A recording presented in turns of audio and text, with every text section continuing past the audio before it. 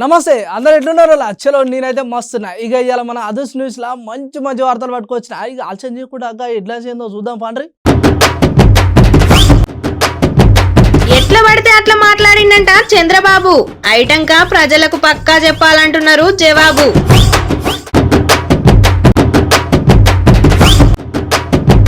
బాబు మీద మస్తు మండిపడ్డారు మంత్రులు. ఎందుకు వచ్చిండో అని అంటున్నారు జనాలు.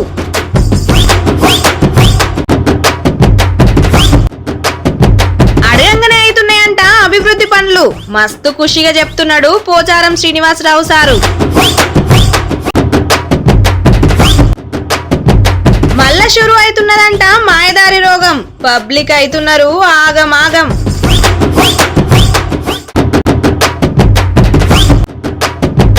నోరు జారిందంట తెలంగాణ హెల్త్ డైరెక్టర్.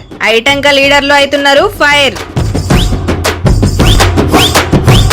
ఇగో ముందే అలా ముచ్చట ఏంటంటే ఆకాశంలో సుక్కలేనున్న చంద్రుడు ఒక్కడే అన్నట్టుగా తెలంగాణలో కేసీఆర్ కూడా ఒక్కడే. ఈ ఎవ్వలేని రాజకీయాలు చేసినా మా తెలంగాణలో గిసొంటి కథలు ఏం నడవని అంటుంది ఓ ముఖ్యమైన ముచ్చట చెప్పిన ఓ అక్క. ఆకాశంలో సుక్కలేంది అసలు తెలంగాణకి లొల్లి లేదని ఎక్కువసేపు సోచాలని చెప్పుకొని అసలు ముచ్చట ఏందో చూడరు. ఆకాశంలో సుక్కలేనున్నా చంద్రుడు ఒక్కటే అన్నట్టు తెలంగాణ కేసీఆర్ కూడా ఒక్కటే.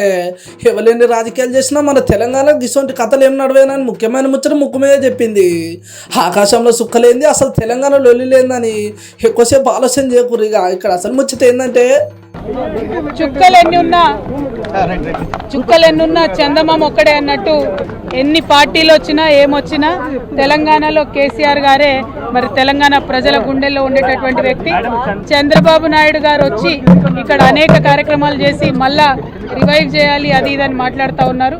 వారెవ్వరు కూడా తెలంగాణ ప్రజల శ్రేయస్సు కోరే పార్టీలు కాదనే విషయం తెలంగాణ ప్రజలందరికీ కూడా తెలుసు. కాబట్టి తెలంగాణ ప్రజలు సరైన నిర్ణయం సరైన సమయంలో తీసుకుంటారని చెప్పి నేను భావిస్తా ఉన్నాను.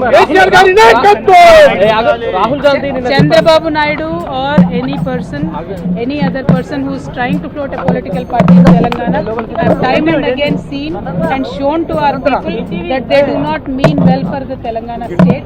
Telangana people have rejected them earlier and they are going to reject them in future. Thank you so much. Rahul Gandhi కూడా చెప్తున్నారు ప్రాంతీయ పార్టీ వాళ్ళ బీజేపీ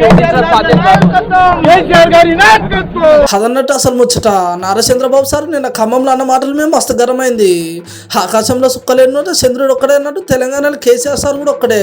ఇక మీ టీడీపీ రాజకీయాలు ఎన్ని చేసినా మా తెలంగాణలో కథలు నడవేయని అట్లనే మీరు ఎన్ని చెప్పినా తెలంగాణ పబ్లిక్ అసలు నమ్మరని ఇక మీరు సపోర్ట్ చేయకుండా వచ్చిన దారిలోనే చక్కగా ఇంటికి పోయింది ఉత్తమం అని ఉన్న ముచ్చట ఉన్నట్టు చెప్పుకుంటూ వచ్చింది ఎమ్మెల్సీ కల్వకుంట్ల కవితక్క.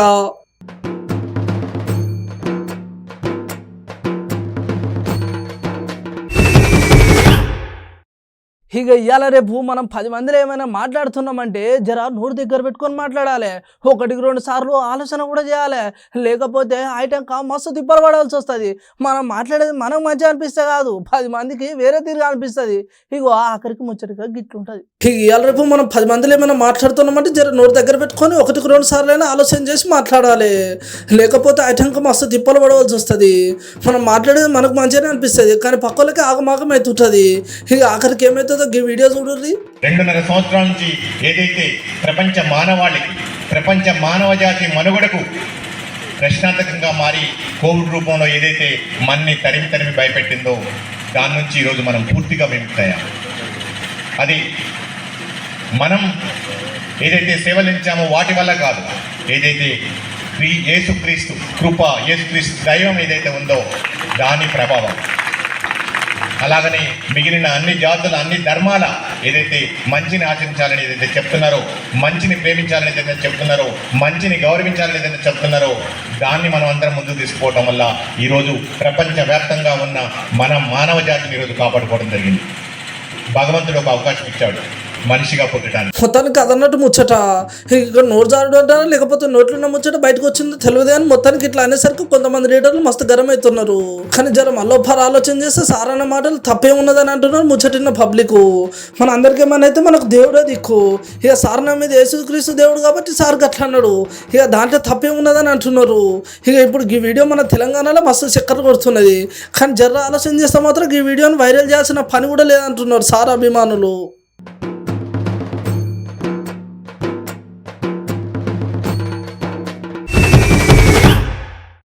ఒక పంచాయతీ అయిపోయి జరింత నిమ్మల పడుతున్నారో లేదో ఎమ్మటే మళ్ళీ ఇంకో పంచాయతీ షురు అవుతున్నాయి. ఏదైనా సభలో ఒక్క మాట నోరు దాడితే కథం ఎమ్మటే మైకుల ముందరికి వచ్చి మాట్లాడే. అయినా అంటే అనొద్దు కానీ వచ్చింది ఏం పని మీద మాట్లాడేది దేని గురించి నాకు తెలిసి ముచ్చట మీకు సమాజ్ కావాలి కదా, మరి ఎందుకన్నా చూస్తాను ముచ్చట చూడరు.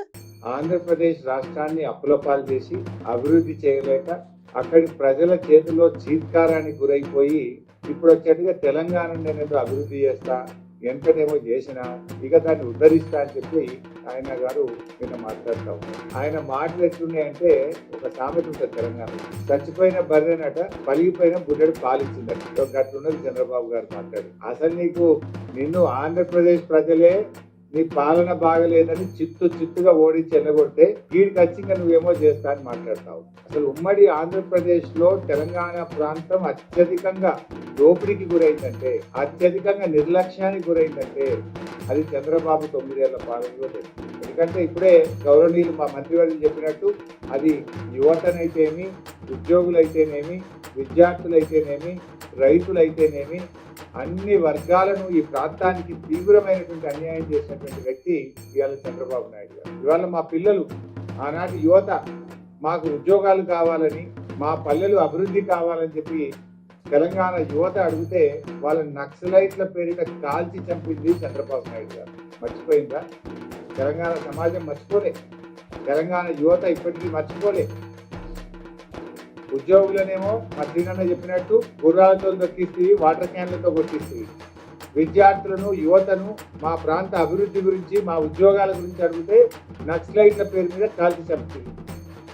హైదరాబాద్ ను ఫ్రీ జోన్ పేరిట మొత్తం హైదరాబాద్ ను హస్తగతం చేసుకొని తెలంగాణ నిరుద్యోగ యువత నోట్లో మట్టి కొట్టినటువంటి వ్యక్తి మీరు.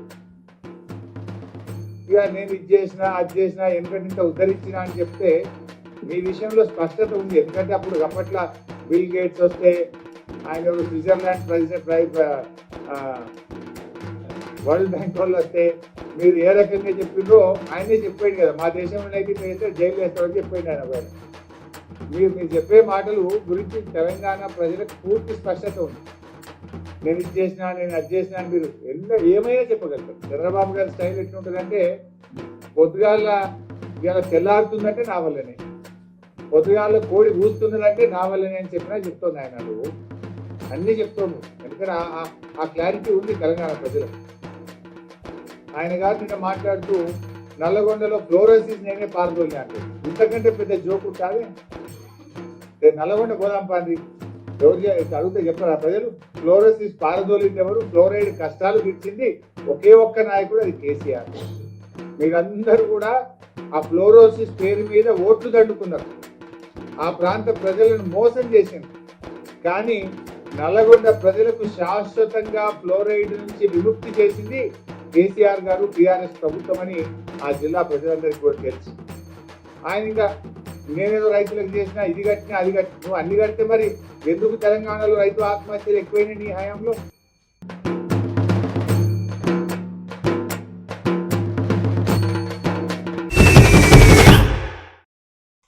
ఎప్పుడు రాజకీయాలు అట్లనే పంచాయతీలైనా ఆ లీడర్ని ఈ లీడర్ తిట్టిండని, ఈ లీడర్ని ఆ లీడర్ తిట్టిండని, ఆ పార్టీ వాళ్ళు ఏదో ఒకటి అనగానే ఈ పార్టీ వాళ్ళు లేచి కూర్చున్నాడే. ఇక ఎప్పటికి ఇవే ముచ్చట్ల, మనం మంచి ముచ్చట్లు చెప్పుకోవద్దా, ఈయనొద్దా, ఇదంతా ఇప్పుడేంది చెప్తున్నాను ఆలోచన చేయకూర్రి. అసలు ముచ్చట ఏందో చూడరి. ఇక్కడ సంబరమైన ముచ్చట ఏంటంటే అడగంగానే అభివృద్ధి పనులన్నీ మంచి చేస్తున్నాడని శాసనసభ్యులు స్పీకర్ పోచారం శ్రీనివాసరావు, మంత్రి హరీష్ రావుని మస్తు మెచ్చుకున్నాడు. ఇక తెలంగాణలో ఎన్ని లొల్లులున్నా అట్లనే ఎవరు ఏం చేసినా ఇక మంత్రి హరీష్ రావు సార్ మాత్రం ఏదో ఒక అభివృద్ధి పనులు చేస్తూనే ఉంటాడు అని ఉన్న ముచ్చట ఉన్నట్టే చెప్పుకుంటూ వచ్చాడు. ఇక ఇప్పుడు తెలంగాణలో ఆరోగ్య శాఖ మంత్రిగా ఉండి అట్లనే తెలంగాణ ప్రజలను ఆరోగ్యం చేస్తున్నాడని మస్తు ఖుషిగా చెప్పిండు. మొత్తానికి ముచ్చట న్యూట్రిషన్ కిట్ పథకం సందర్భంగా చెప్పుకుంటూ వచ్చాడు స్పీకర్ సారు. ఇక ఏదేమైనా మాకు మాత్రం న్యాయం చేసేలా మస్తు ఖుషి అవుతున్నాడు తెలంగాణ పబ్లిక్. గారు ఇంత కార్యక్రమాలు చేస్తున్నాడు. ఇప్పుడు ఇక్కడ పోయిన కానీ హైదరాబాద్ బట్టి కూర్చోడు, ఏదో చేస్తూనే ఉంటాడు. మళ్ళీ మాకు ఫోన్ చేస్తూనే ఉంటాడు, అంకుల్ లేదా అట్లా ఉందట, ఇది గిట్టుందట, పనుల గ్రామంలో గట్టుందట, పేపర్లో టీవీలో చూస్తాడు, ఫోన్ చేస్తాడు. అంటే అంత ఇష్టం. అంటే ముఖ్యమంత్రి గారు అందుకనే ఇంతకుముందు ఇరిగేషన్ శాఖ మంత్రిగా చేస్తే మొత్తం ప్రాజెక్టులు కట్టించాడు. ఇప్పుడు ఆరోగ్య శాఖ తెస్తే తెలంగాణకి మొత్తం ఆరోగ్యంగా చేస్తాడని నమ్మకంతో ఆ మంత్రి శాఖ ఇచ్చారు. ఇది 100% వాస్తవం. ఆయన ముంగంటే పోవడం కాదు, నా కొడుకు సమానం, పోవడాల్సిన అవసరం లేదు. కానీ వారు తీసుకున్న నిర్ణయాలు అట్లున్నాయి.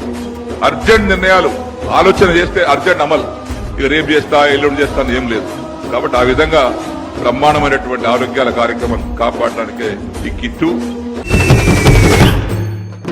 ఒకప్పుడు చెప్పుకునేది ఇవాళ ఇన్ని కేసులు వచ్చినాయి గట్లనే నిన్న ఇన్ని కేసులు వచ్చినాయని. కొంతమంది జీవిడ్సిల్లు ఇంకొంతమంది పానాలు అరిచేతిలో పెట్టుకొని ఆగమాగమవుతున్నారని. మళ్ళా ఇప్పుడు మన దగ్గర గిదే ముచ్చట నడుస్తుంది. 2 సంవత్సరాలు ముప్పు తిప్పలు పెట్టి 3 సేర్ల నీళ్ళు తాగిపించింది. మనుషులను బయటికి వెళ్ళకుండా బుక్కెడు బువ్వ తినకుండా మంచి నీళ్లు తాగకుండా చేసింది.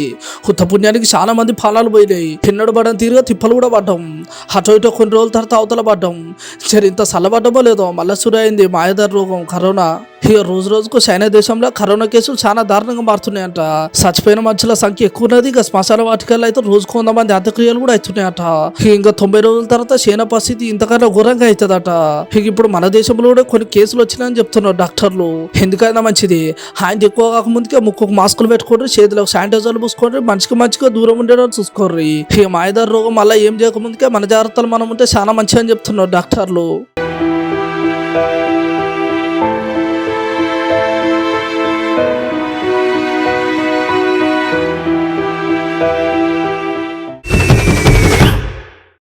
చలో ఇవాళ మన అదర్స్ న్యూస్లో చిటుకు పట్టుకు వార్తలు అట్లనే వైరల్ వీడియోలు ఏమైనా ఉంటే ఒక్క పారు అరుచుకొని వద్దాం పండ్రి. హోంవర్క్ చేయడంలో నిలబడండిరా. అసలు మీరు ఏ రోజన్నా హోంవర్క్ చేసిల్లారా? ఎట్లా బతుకుతారా గిట్లా చదవకుంటే? పథకాలు లేవా మేడం? పథకాలేందిరా? ఇప్పుడు దళిత బంధు అని 10 లక్షలు ఇస్తాళ్ళు. నేను పెద్దలోపు ఏదో ఒక బంధు పెట్టి 20-30 లక్షలు ఇయ్యరా మేడం? వాటితోనే బతుకుతా. ఇప్పుడు నిరుద్యోగ వృత్తి అని 3,000 ఇస్తాళ్ళు. నేను పెద్ద వరకు 30,000 ఇయ్యరా మేడం? ఎట్లున్నాయి ఇలా ఇవాళ ముచ్చట్లు మంచిగా ఉన్నాయిలే. చలో గిసండి ముచ్చట్లతో మళ్ళీ రేపు కలుద్దాం. జర గప్పటిదాకా చూస్తూనే ఉండాలి మన అమ్మా న్యూస్.